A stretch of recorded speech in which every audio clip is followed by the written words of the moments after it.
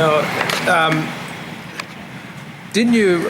What was the show that you actually did, and you did it clean?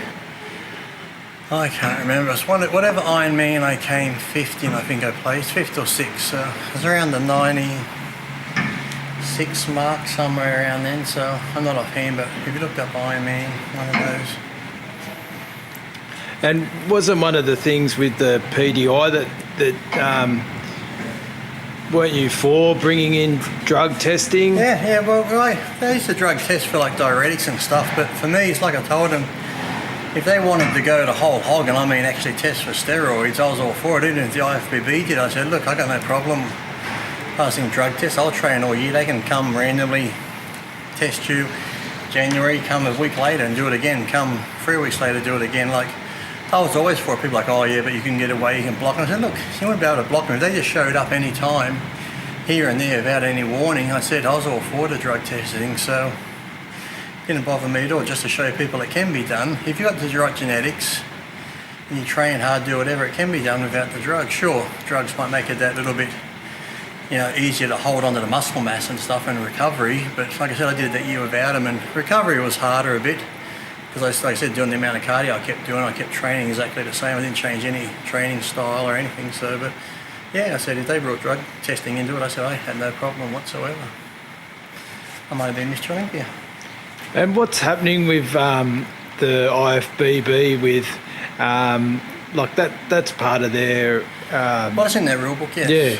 Yeah. I guess that's just another rule they don't adhere to, I guess. They're not meant to have drugs in the sport, but yet they know what goes on. But yet, so if that was the case, say the drug people turned up there and won the drug test the Olympia, who do you think would pass? Nobody. So isn't that going against their rules?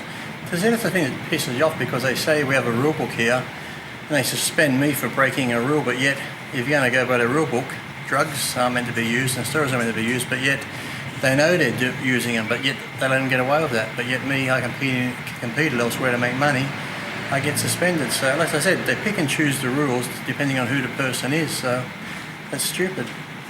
You either have the rules and follow them, or you don't. Simple as that. Oh, but what you did, speaking out against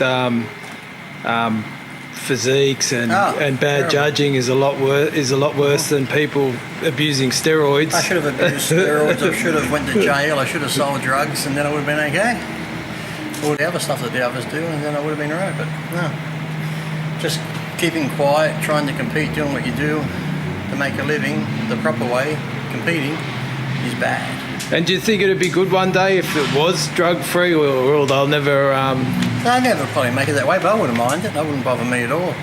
So I reckon it'd be good, but like I said, it'd be a lot less complications with everyone, with everything, and there'd be no more, I'm this, I'm that, I'm natural, I'm this. Everyone will be natural, and so just use supplements from the stores, but they'll never get out of it. But like I said, if you go on the IFBB's page, it does have their rule book on their website and code of ethics, and if you read through the IFBB rules and the code of conduct and all that sort of stuff, and just notice how many rules that are being broken all the time, but yet the one I did, competing elsewhere, I reckon is their number one rule.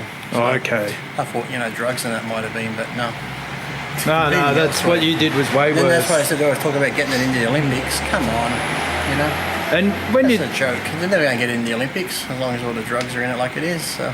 And when you talk to the older guys, about what period did the drugs really start?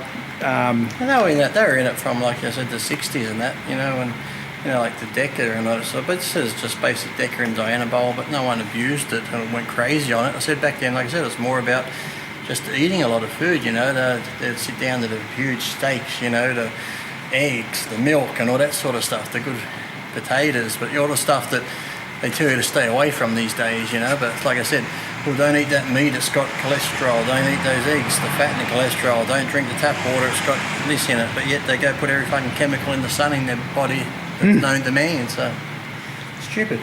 So, back in the old days, they didn't have a problem. And back then, like I said, look at the pictures back then, the muscle thickness and density they had back then is much better than the guys today. And look at the guys back then, Arnold now and some of the older guys, they're still around, they still look healthy. I want to see a lot of these younger pros now how they look when they get to 70, 80, if they get there. So it's going to be interesting.